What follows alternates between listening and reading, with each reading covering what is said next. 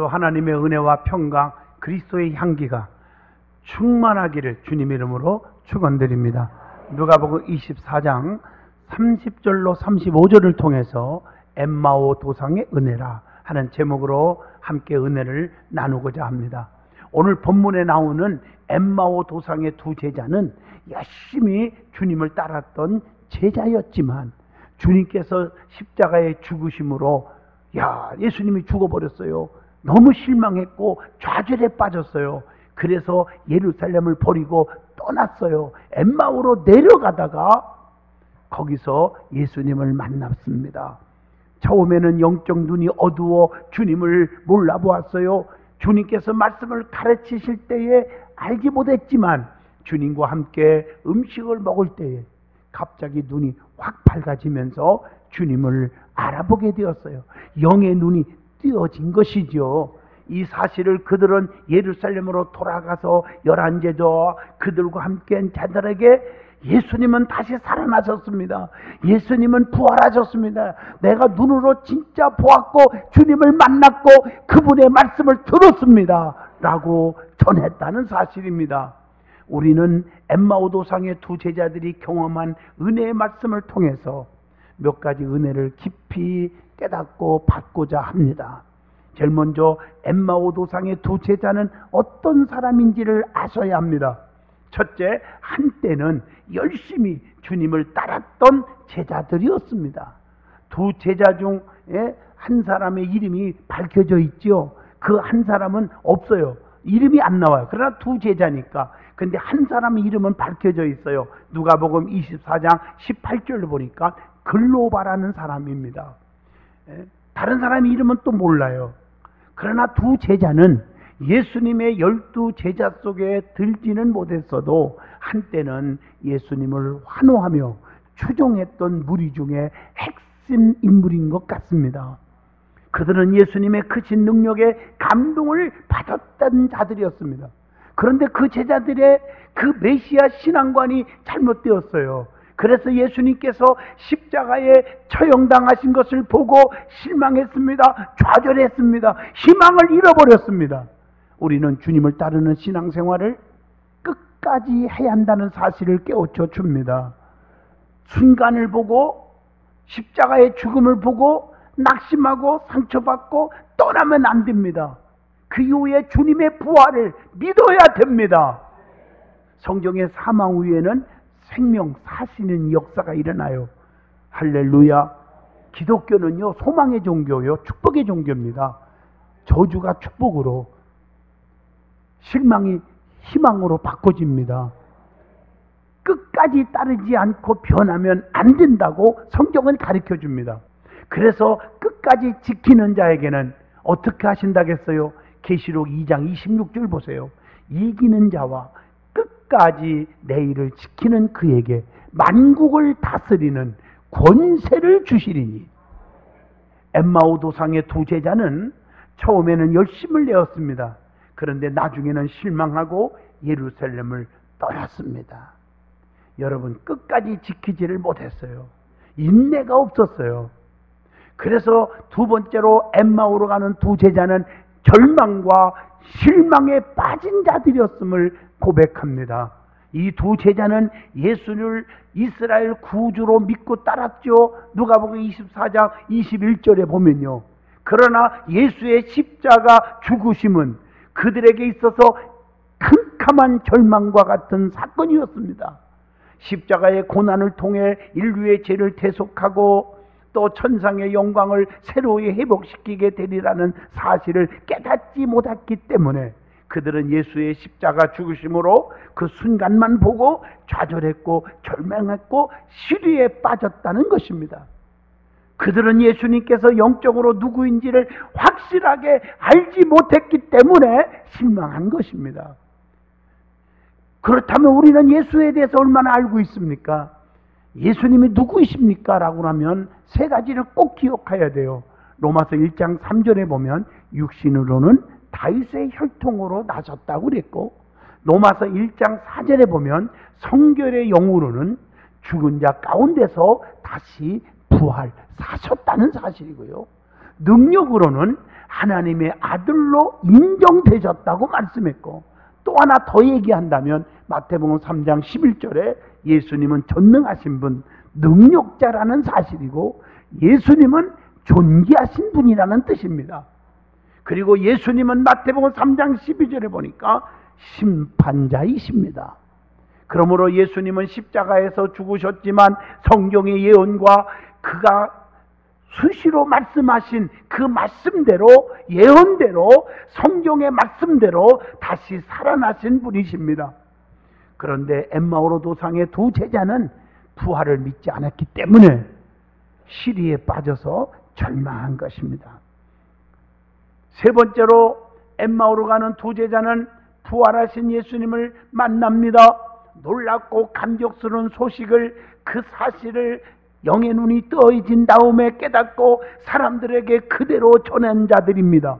부활의 감격을 나눌 수 있는 사람이 되시기를 바랍니다. 누가복음 24장 35절의 말씀처럼 여러분들은요, 지금까지 되어진 일, 예수님 만나서 내가 변화받았습니다. 저도 항상 왜 쉬지 않고 전국의 복음을 외치러 나갑니까? 내가 만난 예수님이 너무 귀해요.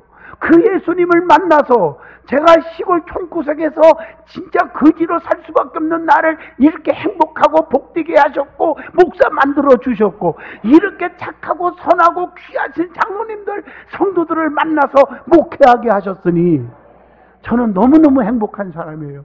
너무너무 감격스러운 사람이에요. 그런데 예수님을 전하지 않을 수가 없잖아요. 만나는 사람마다 예수님을 전하지 아니할 수가 없는 거예요. 오늘 엠마오로 가는 두 제자가 영의 눈이 뜨어진 다음에 부활하신 예수님을 많은 제자들과 사람들에게 전했다는 사실입니다.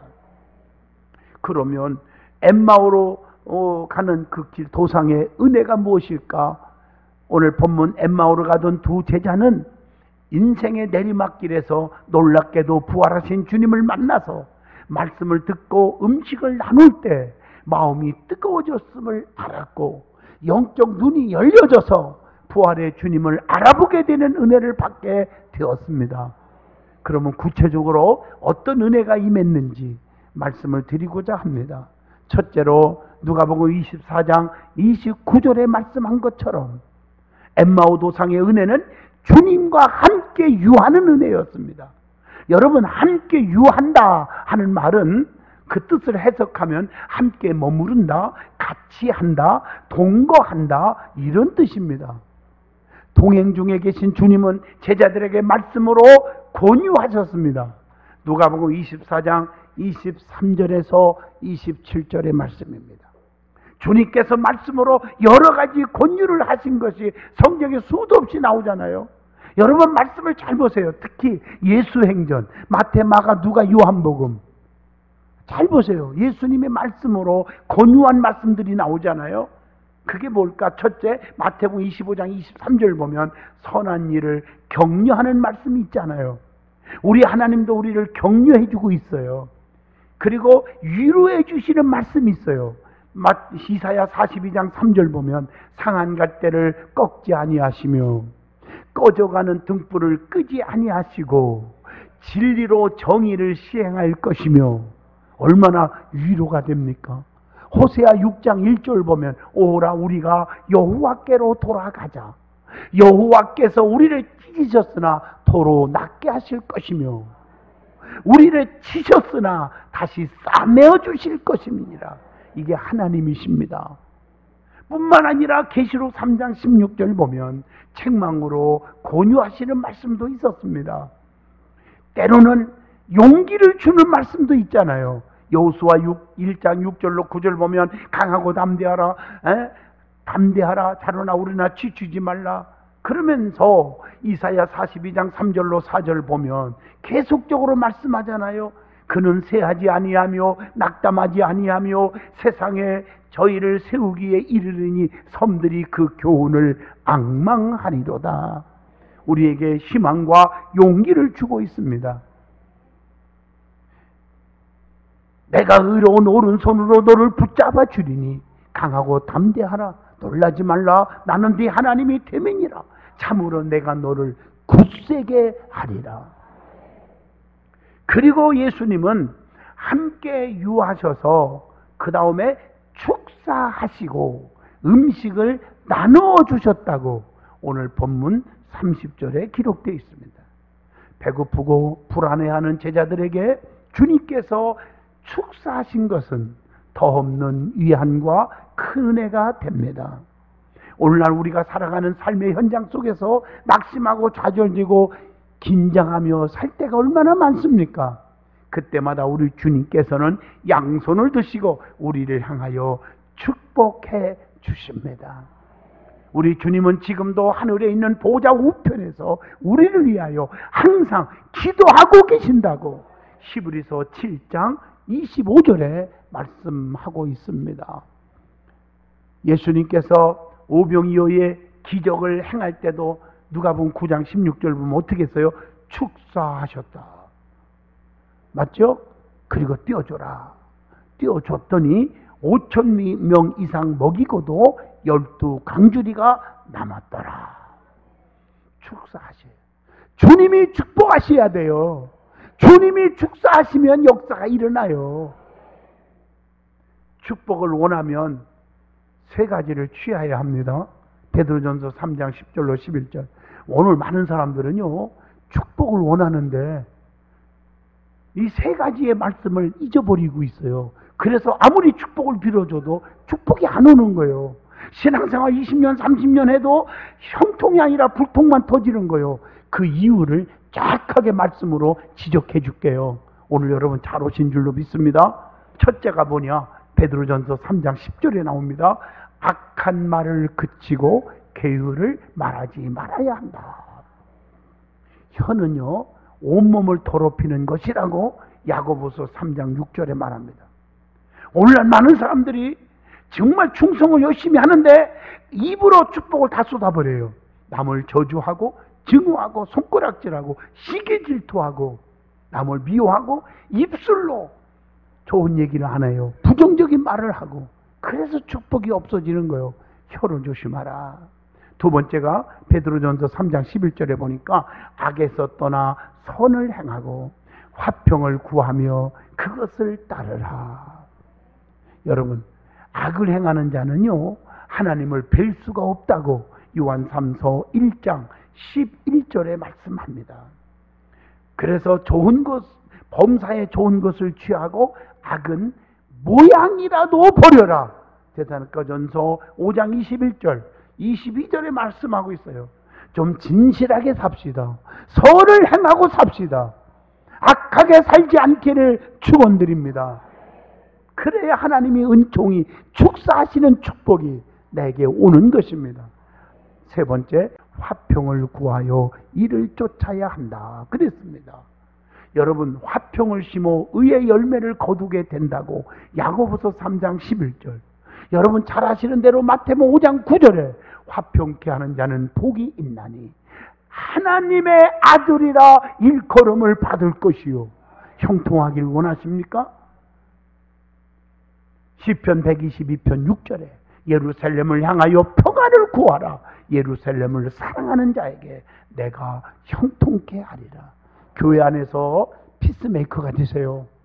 나 때문에 성도들이 불안하고 나 때문에 성도들이 상처받고 내가 말하는 아무것도 아닌 말 같지만 말 한마디에 성도들이 상처받는다면 책임 자기가 지어야 됩니다. 그래서 우리는 화평케 하는 자가 되세요.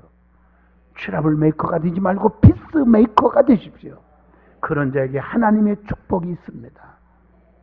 하나님이 주시는 축복은 세 가지가 있다고 그래요. 요한 3서 2절에 사랑하는 자여 네 영혼이 잘됨과 같이 범사가 잘되고 강건하기를 내가 간구하노라. 첫 번째가 영혼에 잘되는 축복입니다. 죽을 영혼이 생명으로도 구원 얻는 것. 요한복음 3장 17절. 그 다음에 범사에 잘되는 축복이에요.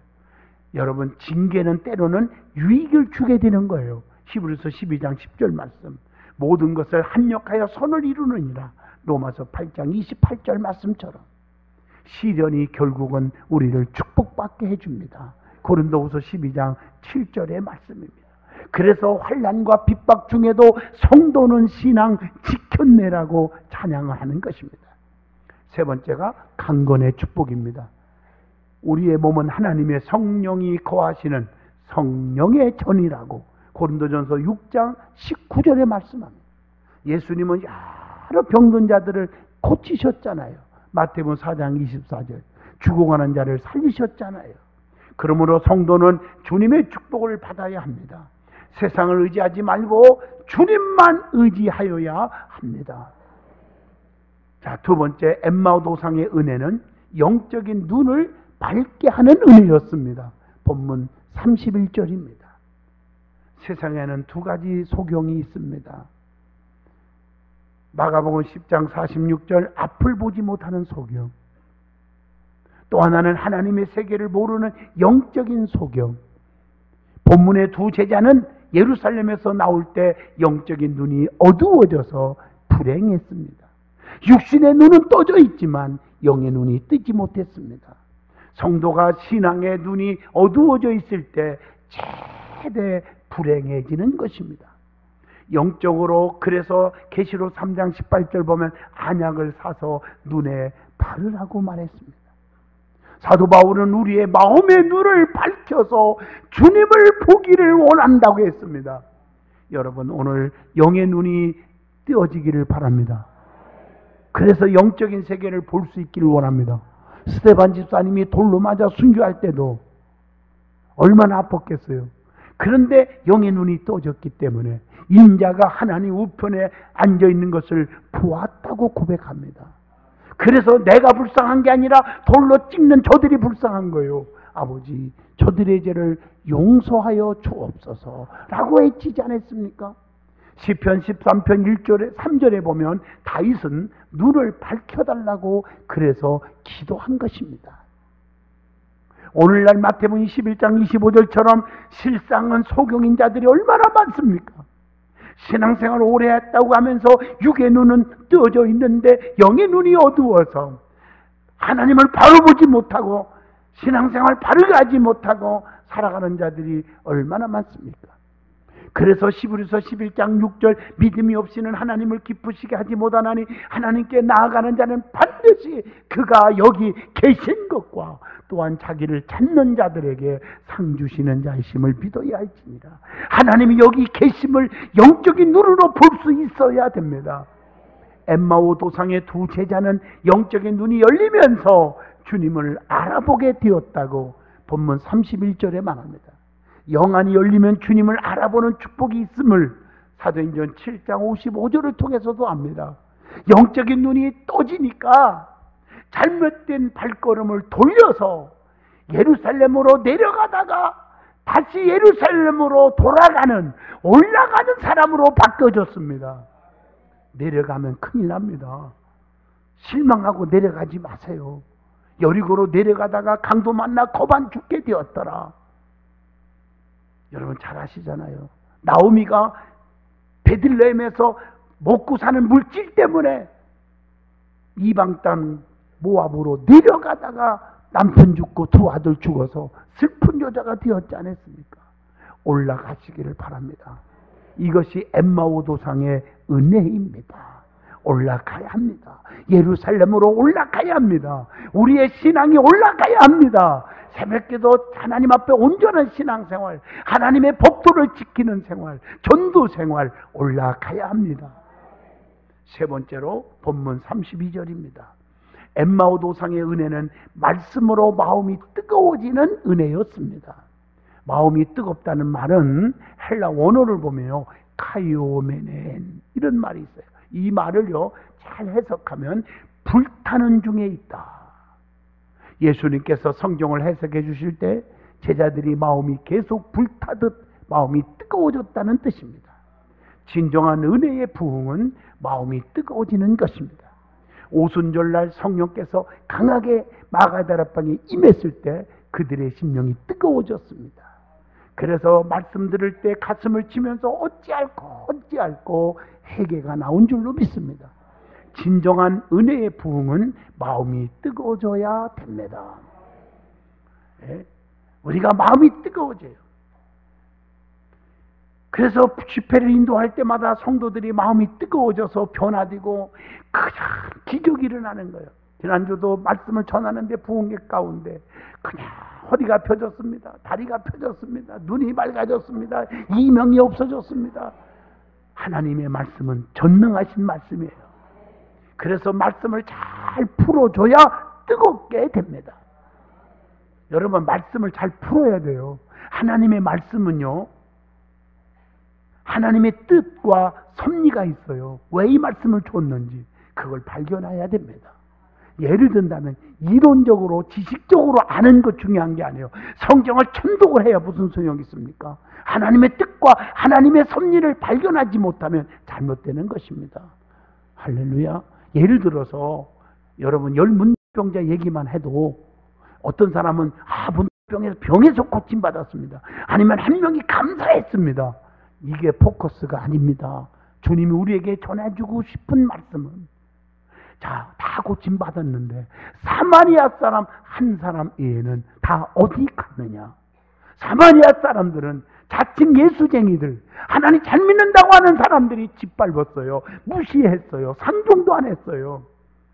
그렇게 무시당한 그 사마리아 사람은 주님께 감사하는 사람이었어요. 그런데 신앙생활 잘하는 척한 자들은 감사가 없었잖아요. 자기들의 갈 길로 풋풋이 흩어져 버렸잖아요. 오늘 이걸 지적하고 있는 것이에요. 하나님 말씀을 잘 풀어줘야 뜨겁게 됩니다. 그래서 성경을 깨달아야 한다고 누가복음 24장 45절에 말씀합니다. 말씀을 지도하는 자도 잘 지도하여야 깨달음이 있어요. 사도행전 8장 31절입니다. 성경은 그래서 사사로이 풀어서는 안 된다고 베드로후서 1장 20절에 말씀합니다. 오늘 잘못된 사이비 집단의 이단들에게 빠지지 않기를 축복합니다. 성경을 엉터리로 해석하고 엉터리로 풀어주는 그런 데 현혹되면 안 되죠. 여러분, 말씀이 우리의 심령을 뜨겁게 해야 합니다.